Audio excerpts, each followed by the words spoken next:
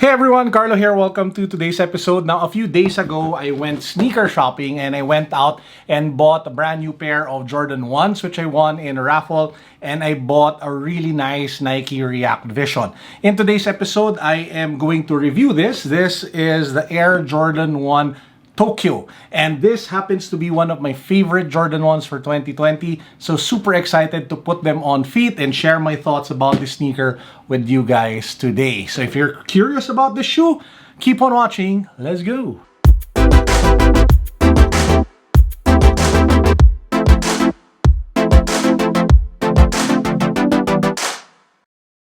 Uniqlo Airism face masks. If you want one, I'm giving 3 packs of 3 masks away here on the channel.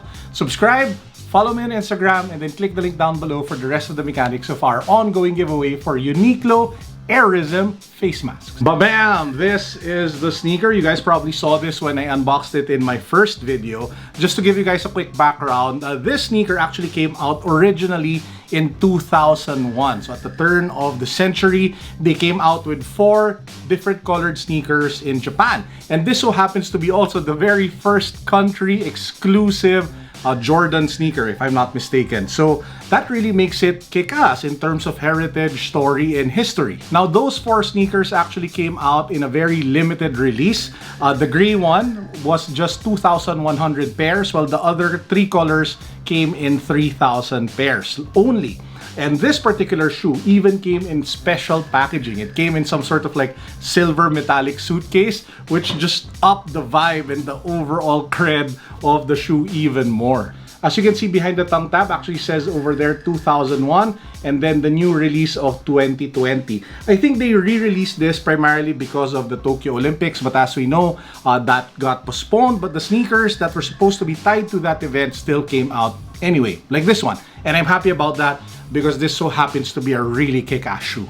Now, can you tell the difference between this, a 2020 pair, versus like the 2001 OG model? Actually, very easily. If you take a look at the tongue tab, this one has a Nike Air logo, while the original 2020 release had like a Jumpman logo. But that definitely doesn't bother me at all because, man, I am absolutely loving this shoe. As you guys can probably tell from my background, I'm into a white sneaker obsession or phase right now. And this, while it's not necessarily like all white, it's kind of close to that, you know, metal, silvers, gray, shades of white, and I just love wearing the shoe. In fact, I was wearing it yesterday, and I plan on bringing it out today as my sneaker of the day as well. I actually have to go out. I have a meeting outside, essential meeting, cannot say no, and it's needed for my livelihood, and I am planning on wearing the shoe to that particular meeting. Now, what I love about the sneaker, number one, it's the mix of the materials. You have some sort of like leather, metallic silver that you see on the swoosh, you see on the toe box, you see here at the heel, and the one part over here along the collar of the shoe. You have really nice quality leather here at the tongue tab, so it's not some sort of like cheap foam that they used. I also love, I'm not sure if this is like some sort of nubuck or leather, but they use a different kind of material for the outer edges and the side panels of the shoe. Love the build, love the look. I also love how they made the Air Jordan wing logo over here. Pops a little bit more with that plastic cover that they put, gives it some sort of like bubble effect. If you take a look inside, it actually says in the insole co.jp with the Jumpman logo, says, which means it is supposed to be, I think, like a Japan exclusive. Well, back then, because now you can get it all over the world. Apart from the materials and apart from the story, the last thing that I absolutely love about it, and as you guys can tell, is really the color blocking.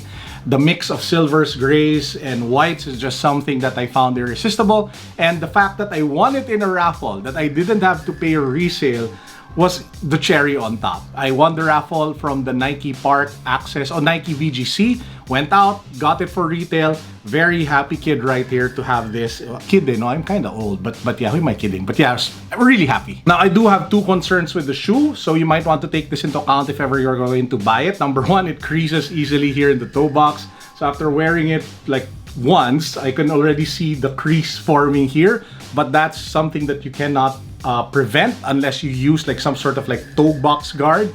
But I'm not into that, and the fact is that I like wearing it, so I will be wearing it. So it is okay for me for this sneaker to get creases and dirt eventually. Which leads me to the second issue that you could potentially have. This one will definitely be like a dirt magnet, especially that nubuck material along the side panels and here along the toe box of the shoe. So yeah, either you take care of it or you rock with it while it's getting dirty, or you clean it every now and then. I will most likely be on the clean it every now and then spectrum. And lastly, just like with any other Jordan 1, Jordan 1s are really uncomfortable for my feet. I have wide and flat feet.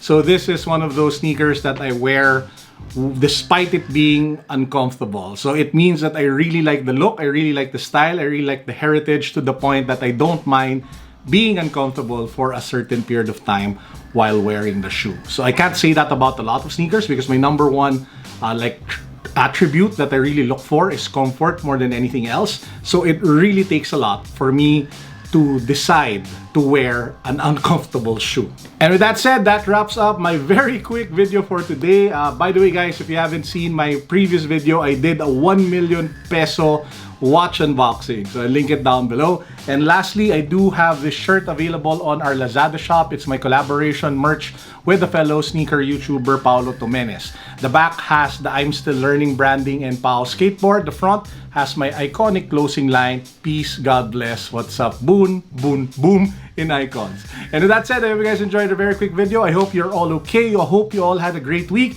And I pray that you all have an amazing weekend up ahead. This is Carlo signing out. Peace, God bless, what's up, boom.